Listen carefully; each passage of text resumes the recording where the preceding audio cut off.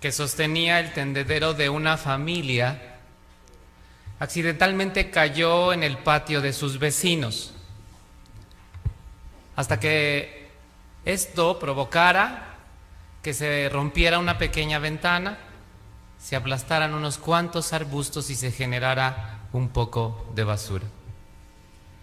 Esta situación sin trascendencia, sin importancia, tan llana, fue el inicio de 2 largos años de hostilidades entre las familias que estuvieron involucradas en este asunto.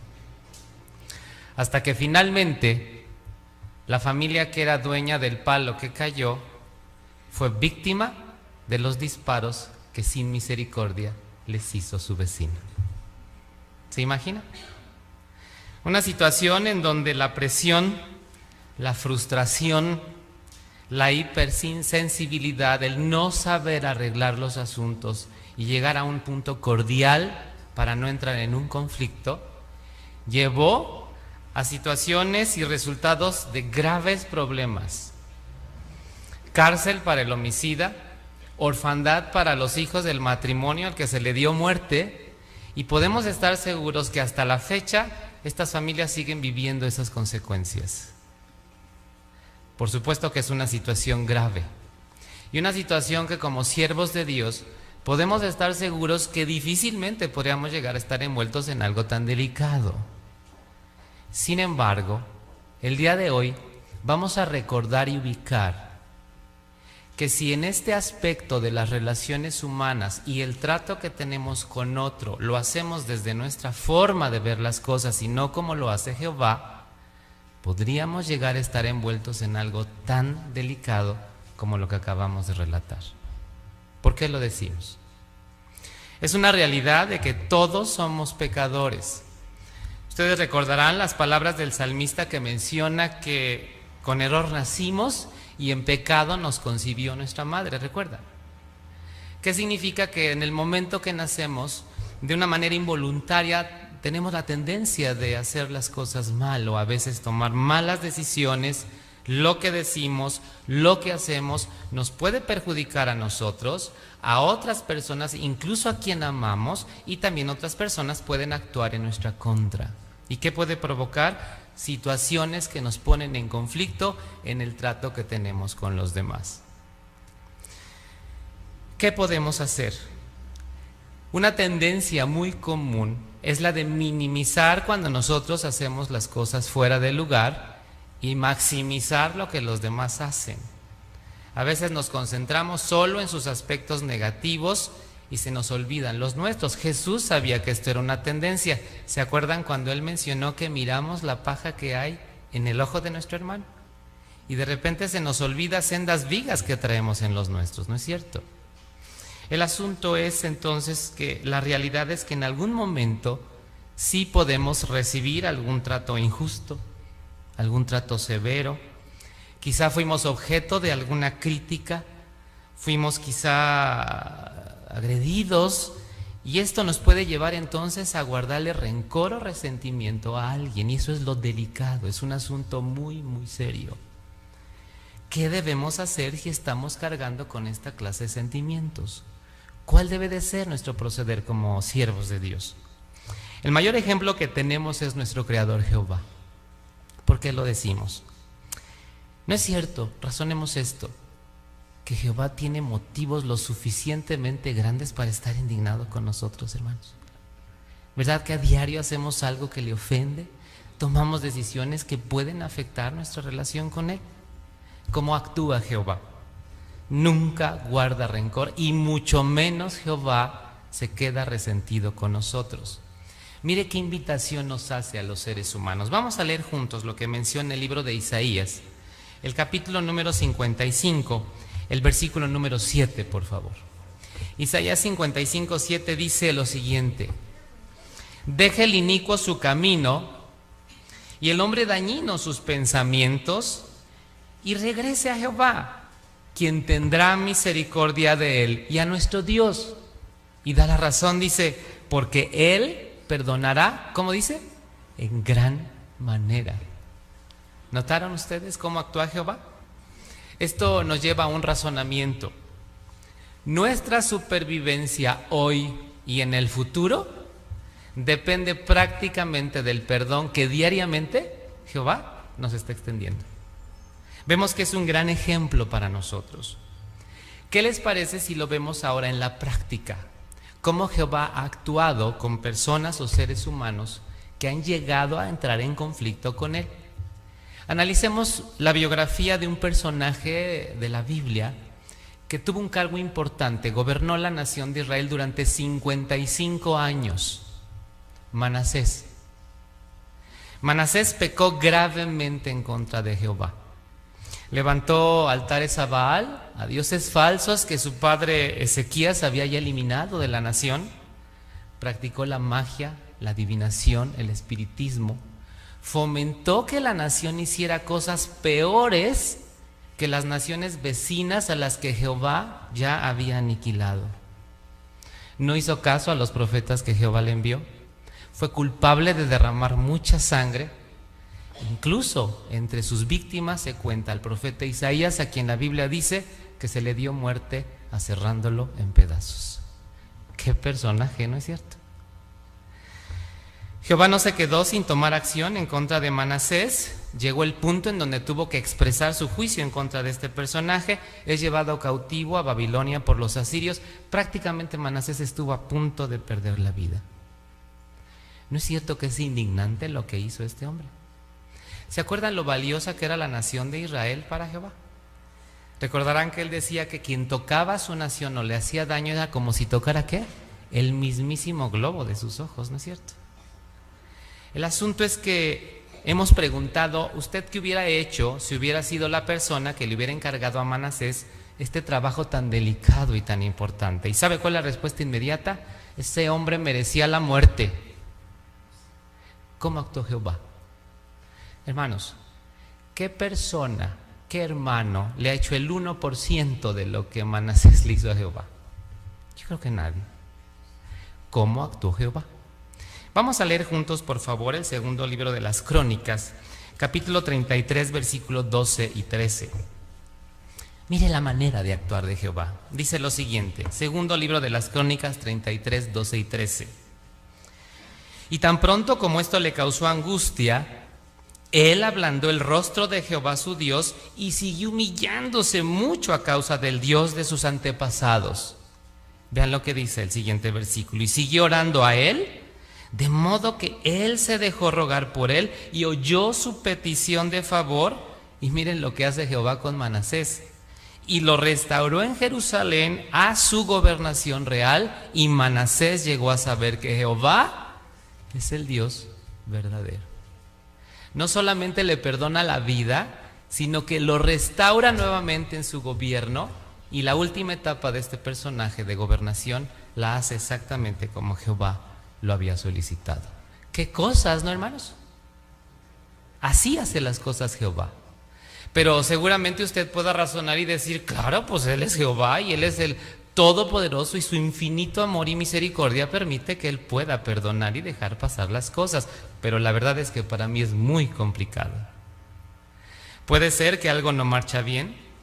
Sabemos que hay algo con alguna persona o con alguno de nuestros hermanos, nos rehúye, nos saluda, eso sí, nosotros nos acercamos a Él y a veces tomamos la postura de decir, bueno, si tiene algo que me diga a mí, que venga y que me lo diga, yo estoy bien, yo estoy tranquilo. ¿Qué debemos hacer? ¿Cómo deberíamos de actuar? Vamos a dejar que Jesús sea el que nos dé la respuesta. Miren, vamos a leer el Evangelio de Mateo, en el capítulo número 5, los versículos 23 y 24. Vean qué recomendación. Después de leer esto, vamos a hacer un análisis muy meticuloso. Prestemos atención a este aspecto. Mateo 5, 23 y 24. ¿Qué hacemos, hermanos? Dice lo siguiente: por eso, si estás llevando tu dádiva al altar y allí te acuerdas de que tu hermano tiene algo contra ti, vea la instrucción de Jesús. Dice, deja tu dádiva allí enfrente del altar y vete, dijo Jesús.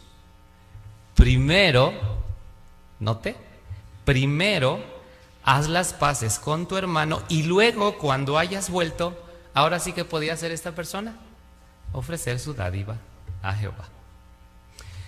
Aquí Jesús está pintando un cuadro muy descriptivo de un judío creyente que acudía, recordarán, la ley establecía unas fiestas anuales en donde tenían que acudir a la capital para ofrecer un sacrificio por expiación de pecados delante de Jehová en el templo. Este hombre quizá llevó a la familia, si tenía recursos, compraban ahí mismo el animalito que se iba a sacrificar o lo cuidaba la familia entera para llevarlo al sacrificio que se daría a Jehová. Ya instaló a la familia, ha llegado al templo, pasaban una serie de patios y llegaban a uno que era el patio de los sacerdotes. Había una barandilla en donde seguramente hacían largas filas y él está ya frente al sacerdote. El protocolo, la manera de ofrecer el sacrificio es que tenía que poner sus manos en la cabeza del animalito y dice Jesús que es en ese preciso momento cuando él recuerda que tiene algo con su hermano. Razonemos lo siguiente: ¿qué puede ser más importante en ese momento que ofrecer un sacrificio a Jehová? Quizá podemos razonar y decir, no, primero está Jehová, ante cualquier cosa primero está Jehová. Sin embargo, ¿qué dijo Jesús? Dice, no, señores, le dice, primero vas y buscas a tu hermano y haces las paces con él. Pero ¿qué pasaría si este judío decía, pero yo no tengo ningún problema con él, el del problema es él conmigo? Que involucraba humildad y tomar la iniciativa, ir y buscar a esta persona, a este hermano. Imagínense Jerusalén, de una población densa, llena de visitantes, encontrar a esta persona y decirle, oye hermano, tú y yo tenemos un problema, algo está pasando. Yo no puedo ofrecer mi sacrificio a Jehová y tú tampoco si no nos arreglamos. Haz las paces con él, dijo Jesús. ¿Cuál es la lección que nos deja esto? Es una lección de crucial importancia. ¿Sabe cuál es? Que la reconciliación o la paz tiene prioridad sobre cualquier sacrificio que querramos ofrecer a Jehová. Sus privilegios, su predicación, su asistencia a las reuniones, el apoyo que da a los intereses del reino, se invalidan si entre nosotros hay alguna discordia o un sentimiento o un resentimiento en contra de alguien. Nuestra manera de tratar a nuestros compañeros de creencia va a influir directamente en nuestra relación con Dios. ¿Vemos lo delicado que es mantener buenas relaciones entre nosotros y con otras personas? Es algo muy serio. Miren, recordarán las palabras del apóstol Pablo en la carta a los Efesios 4, 26 y 27. Ahí dice, estén airados y no obstante no pequen, menciona Pablo. ¿Qué significa esto? Se vale que se enoje, sí, enójese. Si algo le hicieron, si siente que usted le agredieron, que algo pasó, enójese, dice Pablo, se vale. Salmos 4:4 dice, agítense, pero no pequen. Digan lo que quieran en su corazón, sobre su cama, dice, y callen. Sí se vale enojar. Sin embargo, el apóstol Pablo complementa cuando dice que no se ponga el sol estando ustedes en estado provocado. Porque entonces, ¿a quién le damos lugar? Al diablo. Así no lo dice la Escritura. Es decir, hoy no se puede poner el sol y usted debe de haber arreglado ya cualquier asunto pendiente que tenga con alguien. Porque si no, ¿a quién le damos lugar? A Satanás. Vamos viendo, hermanos, lo que implica el tener buen trato y buenas relaciones y sobre todo no guardar ningún sentimiento en contra de nadie. No hay que ofendernos por cualquier cosa, a veces somos hipersensibles. Hay que tener mucho cuidado porque hay que reconocer que a veces nosotros también decimos cosas de otros, a veces también actuamos sin querer o a veces con alguna intención puede provocarlo la gente haciendo algo en contra de los demás. La verdad es que muchas veces no vale la pena darle tanta importancia a las cosas que suceden. ¿Se acuerdan de cuántas cosas acusaron a nuestro Señor Jesucristo? ¿Lo recuerdan? De glotón, que andaba con rameras, que andaba con recaudadores, que no cumplía la ley, y le dijeron y lo acusaron de 1000 cosas. Jesús no armó un lío. ¿Qué hizo nuestro Señor Jesucristo? Permitió que el tiempo y sus acciones fueran las que contestaran o dieran respuesta a todas estas situaciones que le estaban acusando. ¿Se acordarán ustedes que él mismo dijo que la sabiduría ¿qué? Queda probada por sus obras? Exactamente es lo mismo que nosotros debemos hacer y aplicar. Es probable que sí nos sintamos agredidos, es probable que tengamos algo en nuestro corazón. ¿De verdad valdrá la pena darle tanta importancia? El rencor y el resentimiento, ¿sabe a qué se equipara? A un ladrón. ¿Qué nos roba? Nos roba la paz mental. Si permitimos que esta emoción tan negativa nos controle, nos va a robar nuestra salud espiritual y nos va a robar incluso nuestra salud física, porque puede llegar a causarnos incluso graves enfermedades. Proverbios 17:22 dice: un espíritu herido, escuche usted, seca los huesos. Y esto es real. El que guarda rencor o resentimiento, el que abriga animosidad en contra de alguien, en realidad es el que sufre. ¿Por qué lo decimos? Es como darse una bofetada y esperar que a la otra persona le duela. A eso se equipara, ¿no es cierto? Entonces no lo vale, porque finalmente empezamos a dañarnos a nosotros y empezamos a afectar, ya lo estamos analizando, gravemente nuestra relación con Jehová. Usted ha ubicado las revistas, el último broadcasting, discursos que hablan que debemos de mantener buenas relaciones, que no podemos tener conflicto con nadie, porque entonces invalidamos nuestro servicio a Jehová. No es una opción, es un deber, es un mandato o una misión que debemos mantener sanas y buenas relaciones con otros y por supuesto que con nuestros hermanos en la congregación. Es un mandato. Miren, abran su escritura por favor en el libro de Levítico, el capítulo número 19. Mire lo que menciona el versículo número 18 del libro de Levítico.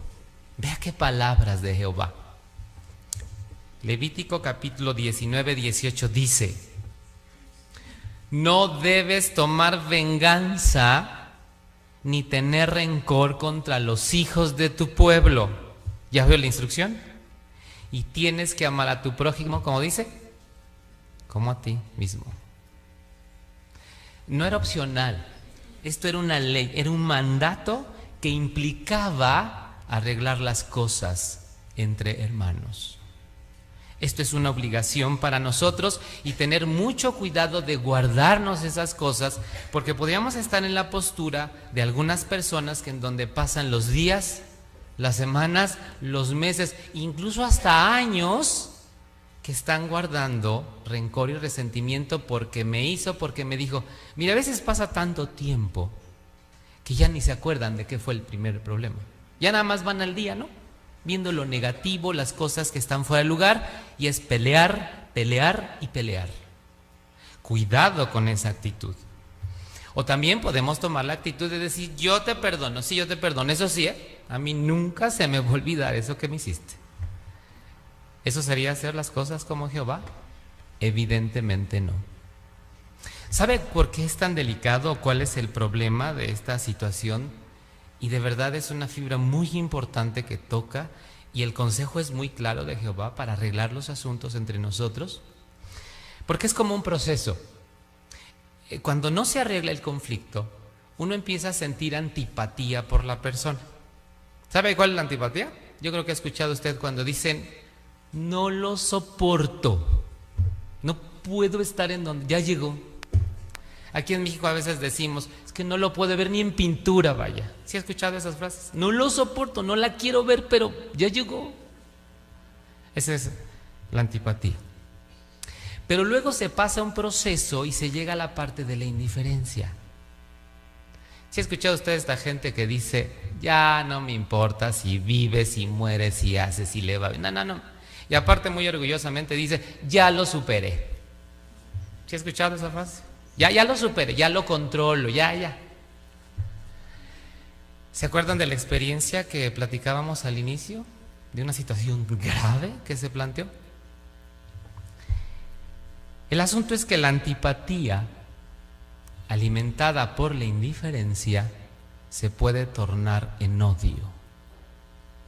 Veamos qué piensa Jehová al respecto. Miren, vamos a ver la primera carta de Juan, el capítulo número 3, el versículo número 15. Primera carta de Juan, capítulo 3, versículo 15. Vea qué situación. Dice lo siguiente: todo el que odia a su hermano es homicida, y ustedes saben que ningún homicida tiene la vida eterna como cosa permanente en él. ¿Verdad que es bien delicado? ¿Verdad que si llegáramos a abrigar animosidad y no arreglamos y soltamos el asunto, podríamos pasar por esta etapa o este proceso y empezar a tener un sentimiento de odio? Quizá he escuchado a gente que le dice a otra, te odio. O a veces no necesariamente lo dice, pero lo aplica en su comportamiento y en sus acciones. ¿En qué nos convierte? En homicidas. Esto sería actuar a nuestra manera y no como Jehová. Por ese motivo debemos perdonar de corazón, también sin ocultar o poner una careta de orgullo. Jehová, y vemos lo que analizábamos de Jesús, dice, ve y platica con tu hermano a cuatro ojos, ¿no? Es decir, de frente. Arreglar el asunto y ofrecer una disculpa y decir, hermano, arreglémonos, tenemos que estar bien. Pero hay ocasiones que lo podemos hacer, pero por dentro quizá no estamos siendo tan genuinos y le podemos decir, sí, todo bien, no pasa nada, pero aquí adentro no lo sentimos igual. Podremos engañarnos a nosotros, podemos engañar a la persona, pero ¿a quién no vamos a engañar? A Jehová. ¿Y sabe en qué nos convertiríamos si hiciéramos así las paces? Como unos hipócritas. Y evidentemente también ninguno de nosotros quisiera estar ante esa situación delante de Jehová. La carta de Santiago 4:12 hace una pregunta cuando dice, ¿quién eres para estar juzgando a tu prójimo? A veces cuando alguien nos agrede o sentimos que ha hecho algo en contra de nosotros, en lo que nos concentramos es sus aspectos negativos, ¿no es cierto? Solamente vemos lo negativo. ¿Por qué no vemos sus cualidades justas, castas, amables, dice la Escritura? ¿Por qué no nos concentramos cuando tengamos ese sentimiento en contra de esa persona, en que si es hospitalario, celoso en la predicación, fiel, compartido? ¿Y sabe qué pasa? Se disipa esa emoción. Sirve mucho hacer eso. ¿Por qué lo decimos? Porque esto nos va a permitir estar sanos y limpios y podremos voltear para arriba y decirle a Jehová, Jehová, quiero estar lo mejor posible contigo. ¿Se acuerdan de esta parábola de Jesús, de este rey que llega a ajustar cuentas con sus siervos? Había uno que le debía, si lo pasáramos a moneda actual, unos 50 millones de dólares. Simplemente era impagable la deuda, ¿no? El rey dice, véndanlo a él y a su familia para ahí medio saldar algo. Que este hombre cae a sus pies y este rey se conmueve y ¿qué hace? Le condona la deuda. ¿Se acuerdan? Pero la parábola nos sigue relatando que este hombre sale de esta situación que ha librado y se encuentra con un coesclavo que ¿sabe como cuánto le debía? Como $90. Vaya diferencia, ¿no? ¿Se acuerdan en el libro El hombre más grande de todos los tiempos? ¿Cómo lo tiene del cuello exigiéndole que le pague? Preguntamos lo siguiente: ¿cómo cuánto le debemos a Jehová? ¿Y no es cierto que a veces le estamos exigiendo a nuestros hermanos los centavos que nos deben? Cuando el rey se entera de lo que este hombre hizo, ¿cuál fue la reacción? Dice que le va muy mal y concluye, así hará Jehová con los que no perdonan. ¿Recuerdan la oración modelo? ¿Verdad que hay una frase que dice, y perdona nuestras deudas, ¿cómo? Como nosotros perdonamos a nuestros deudores. Así dice. Es muy simple, hermanos. Si nosotros no perdonamos, en automático, ¿qué pasa?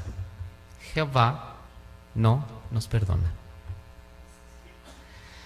Mateo 6:14, vamos a leerlo por favor juntos. Evangelio de Mateo, capítulo 6, versículo número 14. Dice lo siguiente.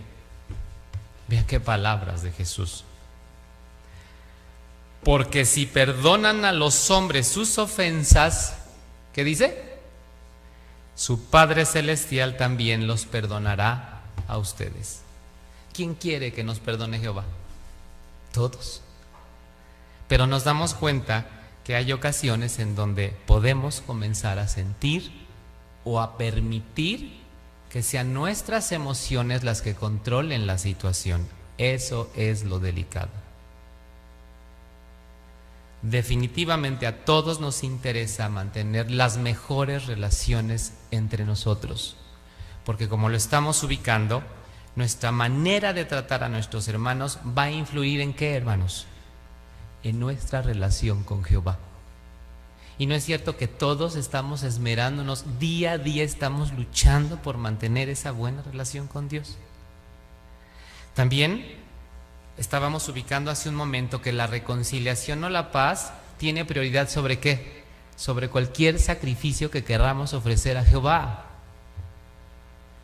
Implica mucho, no es fácil ser el siervo de Dios, implica sacrificio a veces para poder estar al día y alineados con Dios.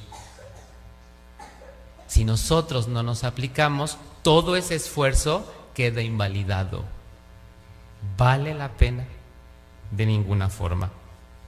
Por ese motivo, cuanto antes es esencial que desarraiguemos de nuestro corazón cualquier tendencia que tengamos a guardar rencor. Hoy hemos podido recordar y hemos tenido presente lo importante que es esto y sobre todo cómo debemos disipar esta clase de sentimientos. Podemos decir lo siguiente: ese nuevo mundo que tanto estamos anhelando que llegue va a estar lleno de personas que van a saber convivir entre ellas. Ese nuevo mundo que tanto deseamos que ya se establezca y esté manifiesto, va a estar lleno de personas que se van a saber perdonar y que van a convivir en las mejores condiciones y de la mejor forma. La pregunta es, ¿y nosotros podremos perdurar para siempre también? Por supuesto que la respuesta será sí, vamos a perdurar para siempre si nos aplicamos al consejo de Jehová, hacemos las cosas como Él nos da el ejemplo para que las realicemos y por supuesto jamás guardamos rencor ni resentimiento en contra de nadie y evidentemente eso nos ayudará para vivir para siempre.